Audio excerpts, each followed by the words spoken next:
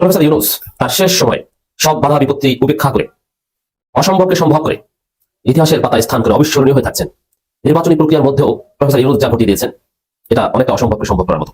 তাহলে এই আদেশের মাধ্যমে মঞ্জুরুল আহসানের নির্বাচনে অংশগ্রহণ করা কিন্তু অনিশ্চিত হয়ে গেল এবং তার প্রার্থিতা অবৈধ হয়ে গেল। এখন অবৈধ যখন হয়ে গেল তখন তো তিনি আর নির্বাচন করতে পারবেন না। তাহলে কি হলো? হাসনাত আব্দুল্লাহর জন্য পথ পরিষ্কার হয়ে গেল। যদিও ওই আসনে বিএনপির অন্যান্য স্বতন্ত্র প্রার্থী আছে, কিন্তু তারা তো বিএনপি প্রার্থী না, তারা স্বতন্ত্র প্রার্থী। বিএনপি থেকে তাহলেও বিএনপির নেতাকর্মী হলেও তিনি তো স্বতন্ত্র প্রার্থী। এখন কিন্তু সে ধানের শীষ প্রতীক নিয়ে নির্বাচন করতে পারবে না, ওখানে স্বতন্ত্র প্রার্থী হিসেবেই তাকে ট্রিট করা হবে। বাংলাদেশের জন্য অত্যন্ত স্বস্তিকর একটা খবর দিয়েছেন, অসাধারণ একটা খবর, এবং বাংলাদেশের সম্ভবত বাংলাদেশের 18 কোটি 20 কোটি মানুষের এই মুহূর্তে গর্ব করার মতো একটা খবর দিয়েছেন বিএনপির সাবেক নেতা বীর মুক্তিযোদ্ধা মেজর অবসরপ্রাপ্ত আক্তারুজ্জামান, যিনি এখন জামাতের নেতা, জামাতে যোগ দিয়েছেন কিছুদিন আগে। তিনি বলছেন বাংলাদেশের প্রতিটি বিশ্ববিদ্যালয় যদি এখন নির্বাচন হয়, কে জিতবে? চোখ বন্ধ করে হয়তো বলে দেওয়া যাবে কারা জিতবে। কিন্তু যারা গত 16 মাস আগে বাংলাদেশের কোনো বিশ্ববিদ্যালয় সেভাবে দাঁড়াতে পারেনি, বিজয় লাভ তো প্রশ্নই আসে না।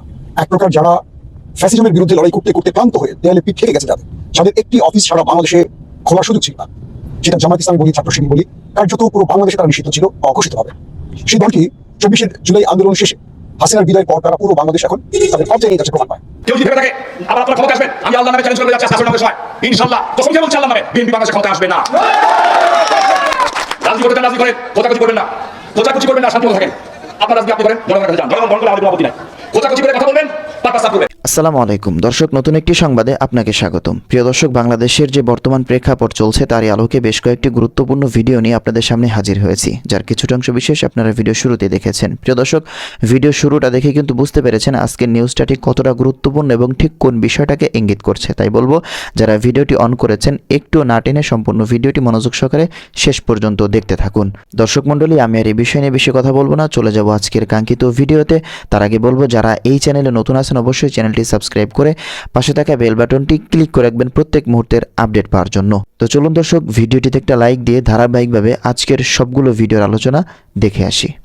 কেউ কেউ বলছেন যে এইবার তারের মতন সোজা হয়ে যাবে বাংলাদেশ, যেমনটা 1-11 সরকারের সময় হয়েছিল। দেখেন, 1-11 সরকার নিয়ে আমরা সবাই আলোচনা সমালোচনা করি, কিন্তু তখন মনে হয় আমি অনার্স ফার্স্ট ইয়ারে পড়তাম। তখন এর একটা ঘটনা বলি, তখনকার আর্মির শাসন আর এখনকার আর্মির শাসনে বাংলাদেশের পার্থক্যটা কোথায়। তখন আমার এরকম বড় বড় চুল ছিল, যারা কুমিল্লা ভিক্টোরিয়া কলেজে পড়াশোনা করছেন অনেকেই তখন আমার চিনতেন। আমি চুলে ঝুটি করতাম, আর মানে 2007-এর দিকে, যে সরি 8-9-এর দিকে 1-11 সরকার যখন আসলো, হ্যাঁ, তো আমি একটা চশমা ছিল MP3, একটা ওয়ালটন হুন্ডা ছিল। আমি একদিন পালপাড়া ব্রিজ থেকে হুন্ডাটা চালাইয়া চালাইয়া আসতেছি, ভাই মাঝখানে আর্মির গাড়িটা দাঁড়াইলো, মানে আমার সিগন্যাল দিল, চুল কাটার জন্য সোজা আলটিমেটাম দিল। এরপরে লাইসেন্স চেক করলো, নাই, পায়ের মধ্যে আমার ক্যাটস নাই, লুকিং গ্লাস খোলা, সামনে একটা পুকুর ছিল, বললো যে 3টা ডুব দিয়ে আসো। আমি মনে করলাম যে ভাই বহুত কাকুতি মিনতি করছি, কিন্তু 3টা ডুব আমার দেওয়াইলই। শুধুমাত্র আমি না, তখন হয়েছিল কি, বাসের সাথে যদি কেউ যাত্রী নিত, সামনের ট্যাক্সি বা সিএনজিতে যদি অতিরিক্ত কেউ নিত, এইভাবে কিন্তু শাসন করতে। এক রিক্সাতে 3 জন উঠলেও কিন্তু পিটাইতো মানুষ। এক ধরনের আর্মি বা ওই শাসন আমলটার প্রথম দিকে বাহবা দিছিল, কিন্তু আর্মিদের তৎকালীন প্রেক্ষাপটে প্রথম কিন্তু এই মহিউদ্দিন ফখরুল সরকার প্রথম দিকে মানুষের হৃদয় জয় করে ফেলছিল। অবৈধ স্থাপনা, বাজার পাটে যা আছে সব গণহারে ভাঙচুর করলো, একটা সময় ট্র্যাকলেস হয়ে গেল। এইবার আমাদের সেনাবাহিনী কিন্তু মাঠে আছে গত 15 মাস ধরে, কিন্তু কিছু কিছু এলাকায় এরকম ডর ভয় থাকলেও অনেক এলাকায় সেনাবাহিনী যে মাঠে আছে এটার ইফেক্ট আসলে পড়ে না। যদিও সেনাবাহিনী খবর পেলে সাথে সাথে যায়, কিন্তু সেনাবাহিনী মাঠে আছে, ঘটনা ঘটতেছে। এখন এই যখন পরিস্থিতি, তো এই যে জাতীয় নির্বাচন ডক্টর ইউনূস করবেন, তো তিনি কতটুকু ফ্রি অ্যান্ড ফেয়ার নির্বাচন দিতে পারবেন? এখন প্রকাশ্যে মপটপ হয়, একটু কমে আসছে, কিন্তু আটকানো তো যাচ্ছে না, গুলি করে মেরা ফেলতেছে মানুষ, অনেক কিছুই ঘটতেছে গত 1.5 বছরে। এগুলা কি কমছে নাকি বাড়ছে? এই সরকার আসার পরে কেন হচ্ছে? তার মানে মানুষ কন্ট্রোল না, মানুষ আইনের মধ্যে থাকা লাগে, শাসনের মধ্যে। ছাইরা দিবেন আউলাইব, আর জাতে তো বাঙালি।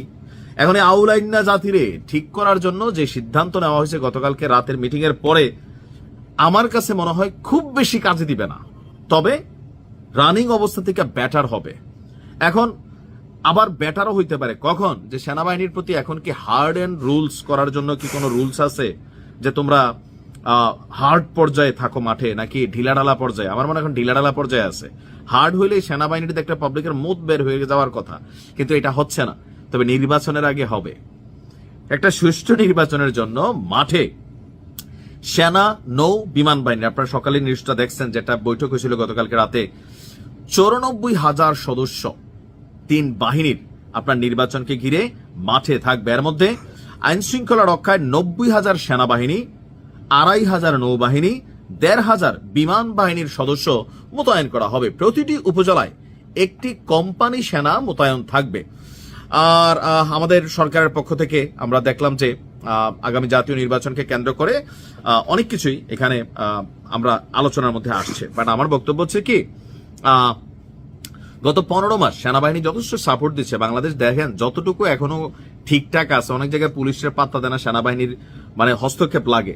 আস্তে আস্তে পুলিশও তাদের অবস্থান শক্ত করছে, অনেক দিকে তারা ক্যাপাবল হয়ে উঠতেছে।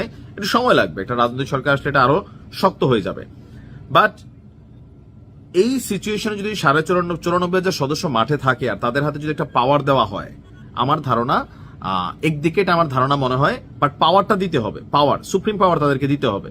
কারণ আপনি ভাই বন্দুক দিয়ে রাখলেন, কিন্তু ওই যে উপরের অফিসারের কথা ছাড়া গুলি করা যাবে না, তাহলে তো আবার ঝামেলা। আবার গুলি করলো এখন ঝামেলা, যদি কেউ ভোটার বাক্স নিয়ে দৌড় দিতেছে, হ্যাঁ গুলি করলে তো পায়ে করা রুলস আছে। বা এখন যদি না প্রতিবার আপনি মেশিন দিয়ে রাখছেন, উপর থেকে পাওয়ার ছাড়া করে রাখছেন, তো লাভ হলো কি? বন্দুক দিচ্ছেন, ভিতরে ম্যাগজিন নাই। সেনাবাহিনী এদেরকে নামানোর পরে আছে অলরেডি যারাই আছে, বাট বাকিদেরকে সুপ্রিম পাওয়ার দিতে হবে। তাহলে আশা করি 94,000 সেনা সদস্য দলমত নির্বিশেষে বাংলাদেশে একটা সুষ্ঠু নির্বাচনের জন্য যদি কাজ করে সম্ভব। পুলিশ তো আছেই, এর পাশাপাশি র্যাব আছে, বিজিবি আছে, আনসার আছে, আরো কিন্তু ফোর্স আছে। তবে এগুলো হচ্ছে মূল যে থাকে না যে মূল পাওয়ার বেস ক্যাম্প যেটা, এটা হচ্ছে এটা। তো আশা করি সবকিছু ঠিকঠাক থাকলে দেশের মানুষ সোজা হয়ে যাবে, নির্বাচনও ভালো হবে। বাট রাইট নাও যেভাবে সেনাবাহিনী ভূমিকা পালন করছে কম বেশি সন্তোষজনক, কিন্তু নির্বাচনমুখী ইস্যুতে সন্তোষজনক না। হোপসো তাদেরকে ওই সুপ্রিম পাওয়ার দিবে, দেখা যায় কি হয়। ভালো থাকুন। বাংলাদেশের প্রতিটি বিশ্ববিদ্যালয়ে যদি এখন নির্বাচন হয়, কে জিতবে? চোখ বন্ধ করে হয়তো বলে দেয়া যাবে কারা জিতবে। কিন্তু যারা গত 16 মাস আগে বাংলাদেশের কোনো বিশ্ববিদ্যালয় সেভাবে দাঁড়াতে পারেনি, বিজয় লাভ তো প্রশ্নই আসে না। এক প্রকার যারা ফ্যাসিজমের বিরুদ্ধে লড়াই করতে করতে ক্লান্ত হয়ে দেয়ালে পিঠ ঠেকে গেছে, যাদের একটি অফিস সারা বাংলাদেশে খোলার সুযোগ ছিল না, সেটা জামায়াত ইসলামী বলি, ছাত্র শিবির বলি, কার্যত পুরো বাংলাদেশে তারা নিষিদ্ধ ছিল অঘোষিতভাবে। সেই দলটি 24 জুলাই আন্দোলন শেষে হাসিনার বিদায়ের পর তারা পুরো বাংলাদেশ এখন তাদের কবজায় নিয়ে যাচ্ছে ক্রমান্বয়ে। এর কারণটা কি আসলে? আজকের এই বিশ্লেষণটি আপনাদেরকে একটু গভীরভাবে শুনতে হবে, কারণ কোনো সত্য বিষয় উন্মোচন মানি না যে তাদের পক্ষ অবলম্বন করছে। অর্থাৎ সত্যটাকে প্রকাশ করার অর্থ হলো আমাদের দুর্বলতাগুলো কোথায়, আমাদের ভুলগুলো কোথায়, সেটা বিশ্লেষণ করে খুঁজে বের করে সেখানে সমাধান খোঁজা। আমরা জগন্নাথ বিশ্ববিদ্যালয়ে ছাত্র শিবিরের বিজয় দেখলাম, সবগুলো প্যানেল বিজয় লাভ করলো ছাত্র শিবির। অথচ এখানে ছাত্র শিবিরকে খুবই স্ট্রং আমরা আগে খুব একটা দেখিনি। তার মানে কি বাংলাদেশে ফ্রি ফেয়ার ইলেকশন হলে জামাত শিবির কি এভাবে ভূমিধস বিজয় পাবে? এই প্রশ্নটা এখন সবার মনে। 12 ফেব্রুয়ারি বাংলাদেশে জাতীয় সংসদ নির্বাচন। বাংলাদেশে এই মুহূর্তে সবচেয়ে বেশি আলোচিত ব্যক্তির নাম তারেক রহমান। তিনি প্রায় 17 বছর পর বাংলাদেশে প্রবেশ করেছেন এবং তার দলকে তিনি গুছিয়ে তোলার চেষ্টা করছেন।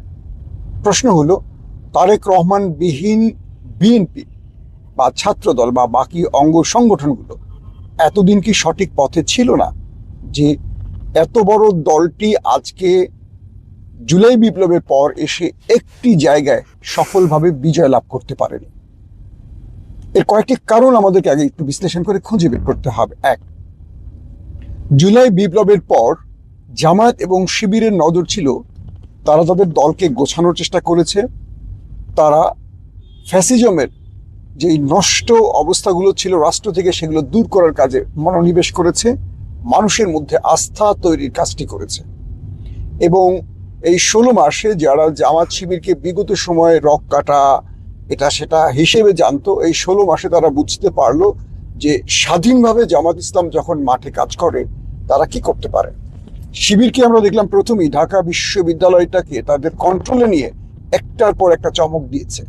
কখনো জুলাইকে নিয়ে তারা প্রোগ্রাম করেছে, বিজ্ঞান মেলা করেছে, মেডিকেল ক্যাম্প করেছে, ইফতার প্রোগ্রাম করেছে, অর্থাৎ শিবির একটার পর একটা চমক দেখিয়েছে। আর সেই সময়টা ছাত্রদল ব্যস্ত ছিল টেন্ডার দখলদারিত্ব নিয়ে। বাংলাদেশের মানুষ রাজনৈতিকভাবে খুব সচেতন। তারেক রহমান লন্ডন থেকে একটি কথা প্রায় বলতেন যে আগামী নির্বাচনটা হবে সবচেয়ে চ্যালেঞ্জিং, ইতিহাসের সবচেয়ে কঠিন নির্বাচনটি হতে যাচ্ছে আগামী, অর্থাৎ 12 ফেব্রুয়ারি। সেটি হচ্ছে বোধহয় এবার। বিএনপির অনেকেই মনে করছেন যে 12 তারিখ জামায়াত শিবির লড়াইটা করতে পারবে না, মনে করছেন যে জামায়াত শিবির 20-30টা আসনের মধ্যে সীমাবদ্ধ হয়ে যাবেন, বাকিগুলো বিএনপি দখলে নেবে বা বিজয় লাভ করবে। এটা আমার অনেক বন্ধুরা বলেন। আমি তাদেরকে বলি যে 12 তারিখের পর যদি আফসোসের সময় আসে তখন কি করবেন? বরং 12 তারিখের আগেই যা করণীয় সেই ব্যাপারে সজাগ থাকেন। 12 তারিখে আসলে কি হবে এটা একটা সিমটম যদি আমরা খুঁজি, আমরা কি দেখব? বাংলাদেশের প্রধান প্রত্যেকটা বিশ্ববিদ্যালয় ছাত্র শিবির বিজয় লাভ করেছে। তাহলে কি করে বিএনপি সংসদ নির্বাচনে বিজয় লাভ করবে? এই যে ছাত্র সংগঠনগুলো, এরা কারা? এরা কি নির্দিষ্ট একটি অঞ্চলে নাকি পুরো বাংলাদেশের ছাত্রদের প্রতিনিধি হয়ে এখানে এসছে? এরকম নানান হিসেব নিকেশ করতে গেলে আমার মনে হয় বিএনপির জন্য আগামী ফেব্রুয়ারির নির্বাচনটা খুব টেনশনের হতে যাচ্ছে, নাম্বার 1। নাম্বার 2, শিবির যখন একটার পর একটা গঠনমূলক কাজ করছিল, ছাত্রদল নিজেরা অন্তর্কোন্দলে লেগে গেছে, নিজেরা নিজেদের মারছিল, পাথর দিয়ে মারছিল, অমুকটা দখল করছিল, অমুকটা কেড়ে নিচ্ছিল, অমুকের বাড়ি দখল, ব্যবসা বাণিজ্য দখল, চাঁদাবাজি এগুলো করছিল। যে কারণে যারা বিএনপি প্রেমী তারাও কিছুটা হলেও বিএনপির প্রতি নাকশ হয়েছে। পক্ষান্তরে যারা জামাত শিবিরকে পছন্দ করতো না, তারা জামাত শিবিরকে পছন্দ করতে শুরু করেছে যে এরা তো ক্ষমতায় আসলে কি করতে পারে। কারণ ইউনূস সরকার যেদিন ক্ষমতায় বসছেন, কার্যত অনেকেই বলছেন যে জামাত শিবির ক্ষমতায় আছে। তার মানে হলো জামাত শিবির ক্ষমতায় না থাকলেও তারা একটা স্বাধীন প্ল্যাটফর্ম পেলে বা স্বাধীনভাবে কাজ করতে পারলে কি করতে পারে, সেই জিনিসটা তারা পুরো দেশবাসীকে দেখিয়েছে। এখন মানুষের যারা সাধারণ পিপল, তাদের কাছে জামাত শিবিরের একটা জনপ্রিয়তা তৈরি হয়েছে যে তারা কি করতে পারে। এই পরিস্থিতির আলোকে কয়েকটা বিষয় আমাদের মনে রাখতে হবে। বিএনপি যে খুশিতে আছে ফেব্রুয়ারিতে তারা কি করবে না করবে, এই খুশিটাও ম্লান হতে পারে জামাত শিবিরের নতুন কোনো পরিকল্পনায়। জগন্নাথ বিশ্ববিদ্যালয়ে আমরা দেখলাম ছাত্রদল তাদের নিজেদের একজন প্রার্থীকেও দিতে পারেনি, দিয়েছে ছাত্র অধিকার পরিষদ থেকে রাকিব নামে একজনকে। অনেকেই বলছেন যে রাকিব যদি ছাত্র দলের পক্ষে না লড়ে স্বাধীনভাবে স্বতন্ত্র হয়ে লড়তেন তাও তিনি বিজয় লাভ করতেন জাহাঙ্গীরনগরের জিতুর মতো। তার জনপ্রিয়তা এত বেশি ছিল, কিন্তু তিনি হেরেছেন একটাই কারণে, তিনি ছাত্র দলের প্ল্যাটফর্ম থেকে নির্বাচন করেছেন। তার মানে এই ছাত্রদল শব্দটাকে এখন আমরা বুঝতে পারছি অনেকের জন্য অভিশাপ হয়ে দাঁড়াচ্ছে। কিন্তু কেন এই বিষয়টা আসলে? এত বড় একটা ছাত্র সংগঠন, এত জনপ্রিয় একটা সংগঠন, দেশ বা গণতন্ত্রের জন্য এত লড়াই করা দলটি আজকে এই পরিণতি কেন? এটা আসলে বিএনপিকে ভাবা খুব জরুরি হয়ে পড়েছে। যদি তারা বিজয়ের খুশিতে থাকে বা তারা যদি মনে করে যে আমরা বড় দল, আমরা অনেক কিছু করে ফেলবো, আমার মনে হয় তারা আসলে ভুল করতে যাচ্ছে। এই ভুলটা থেকে তাদের সংশোধন হতে হবে, এই বিশ্ববিদ্যালয়ের নির্বাচন থেকে তাদের এটা মনে রাখতে হবে। পাশাপাশি ছাত্রদলের কমিটিগুলোতে এবার নতুন ছাত্র আনা, ক্লিন ইমেজের ছাত্র আনা, পরিচ্ছন্ন ছেলেদেরকে রাজনীতিতে ফিরিয়ে আনা তারেক রহমানের এখন দায়িত্ব হয়ে গেছে। এই আদু ভাইদের দিয়ে এই রাজনীতি আর চলবে না। আগামী দিন যদি বাংলাদেশে ফ্রি ফেয়ার ইলেকশন হয়, সেক্ষেত্রে কি হতে পারে তার একটি মহড়া আমরা মোটামুটি পেয়ে গেছি। প্রিয় দর্শক, আগামী সংসদ নির্বাচন আমাদেরকে একদম চোখে আঙুল দিয়ে বলে দিচ্ছে বিএনপি সহজ বিজয় পাচ্ছে না। জামায়াত এবং শিবির যে গঠনতান্ত্রিক ধারায়, যে পরিচ্ছন্ন ধারায়, যে শৃঙ্খলাপূর্ণ ধারায় রাজনীতি করছে, বিএনপিকে সেই ধারায় ফিরতে হবে। বিএনপি, আমি বারবার এই কথাটা বলি, বিএনপি সবসময় আওয়ামী লীগের এগেনস্টে রাজনীতি করেছে। আওয়ামী লীগ এবং বিএনপির সিস্টেম প্রায় একই রকম, কিন্তু জামাত শিবির একটু ভিন্ন রকম। এই 16 মাস জনগণকে, দেশবাসীকে, ছাত্র জনতাকে জামাত যে সারপ্রাইজগুলো দিয়েছে, এটা জনগণ আগামীর ফেব্রুয়ারি নির্বাচনে মনে রাখবে। আমরা যত যাই বলি না কেন, 71 ইস্যু, রক কাটা ইস্যু, হ্যাঁ কি বলে ধর্মান্ধের ইস্যু, এগুলো জনগণ খায় না। জগন্নাথ বিশ্ববিদ্যালয়ের যে মেয়েটিকে নারায়ে তাকবীর স্লোগানের জন্য হাত থেকে মাইক্রোফোন কেড়ে নেওয়া হয়েছিল, লাঞ্ছিত করা হয়েছিল, সেই মেয়েটি বিজয় লাভের পর নারায়ে তাকবীর স্লোগানটি আবার উচ্চারণ করেছে চোখের অশ্রু দিয়ে। হাজারো মানুষ বাহবা দিয়েছে। নারায়ে তাকবীরের শক্তি কতটুকু সেটা আবারও সেই মেয়েটি দেখিয়েছে, সেই বোনটি দেখিয়েছে। যে আওয়ামী লীগ নারায়ে তাকবীর কিংবা ইসলামকে দমিয়ে রাখতে চেয়েছে, কেন যেন সেই ন্যারেটিভে পা দিয়েছে আমার প্রিয় দলটি। বাংলাদেশের মানুষের আবেগের জায়গা হলো ইসলাম। ইসলাম নিয়ে যেমন রাজনীতি চলবে না, তেমনি ইসলামকে নিয়ে বক ধার্মিকতাও চলবে না।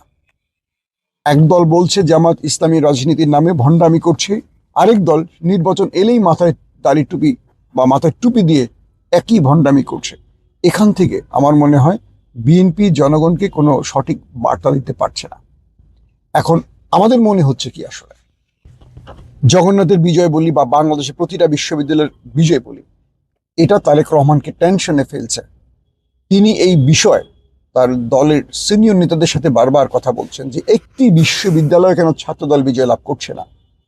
তারেক রহমান তার দলের নেতাদের শাসিয়েছেন, বলছেন কি করেছেন এতদিন আপনারা। ছাত্রদলকে ডেকে বলেছেন যে তোমাদের একটি ক্যাম্পাসে বিজয়ের শক্তি নেই, তোমাদের জনপ্রিয়তা এত নিচে নেমে গেছে কেন। তার মানে লন্ডন থেকে তারেক রহমান এতদিন যা দেখেছেন, দেশে এসে তিনি ভিন্ন কিছু দেখতে শুরু করেছেন। তার মানে হলো এই দেশে যারা রাজনীতি করেছেন এতদিন ধরে, তারা সঠিক পথে বিএনপি বা ছাত্রদলকে নিতে পারেনি।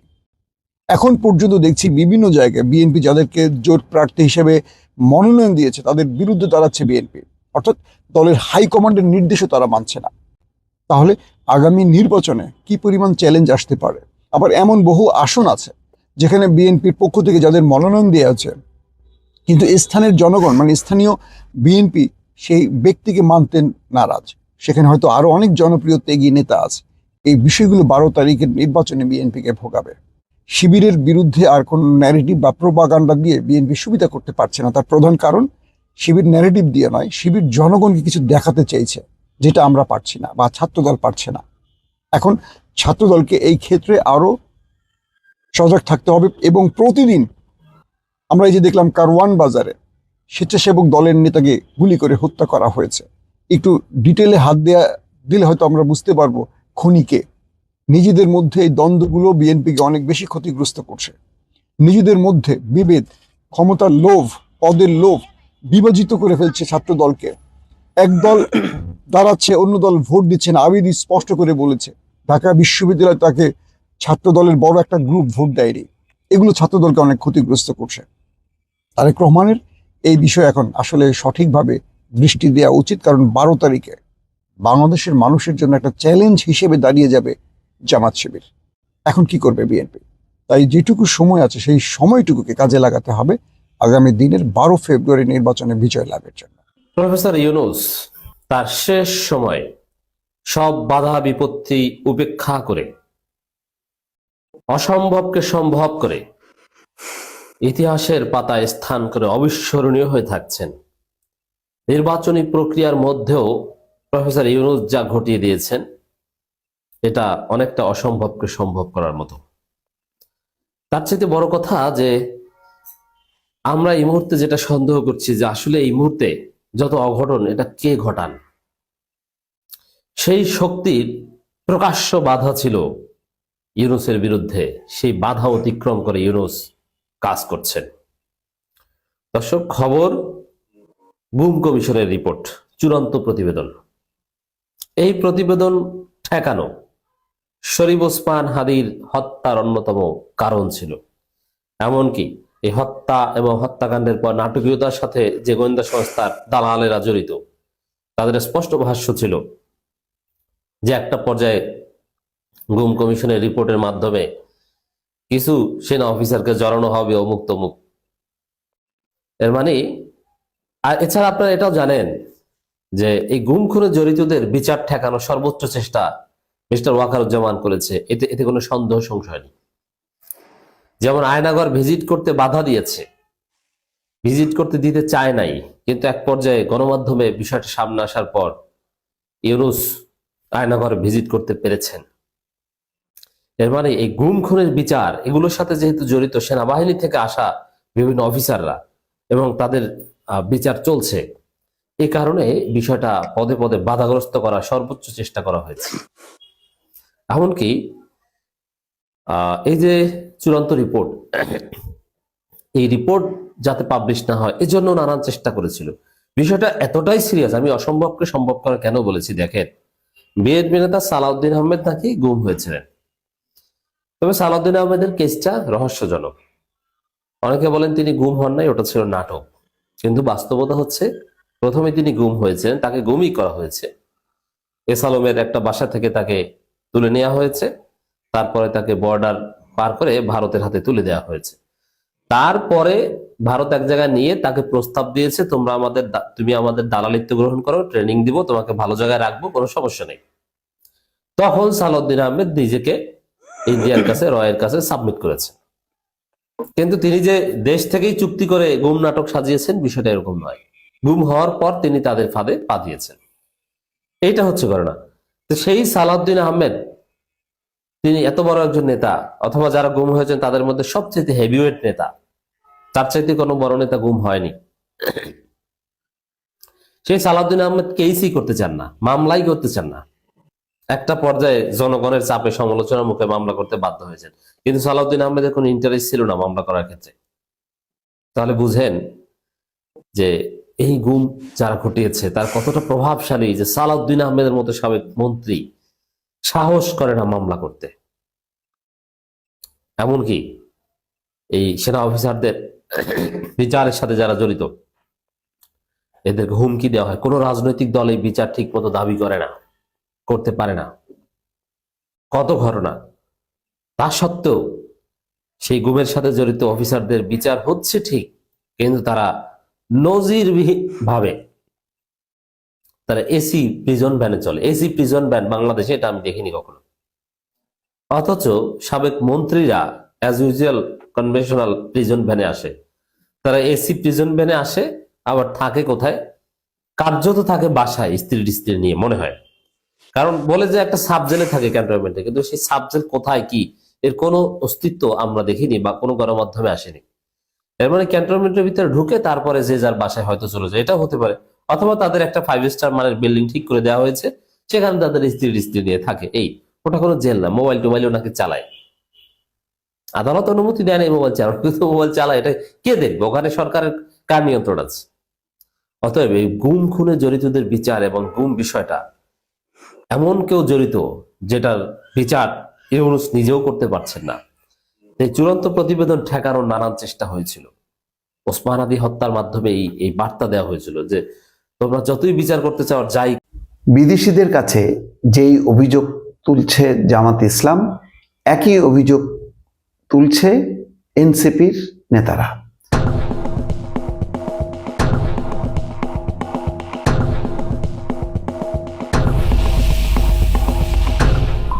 সেটা কি? সরকার বিশেষ দলের প্রতি ঝুঁকে যাচ্ছে, এবং বিশেষ দলের প্রতি ঝুঁকে গেলে নির্বাচন প্রভাবিত হতে পারে।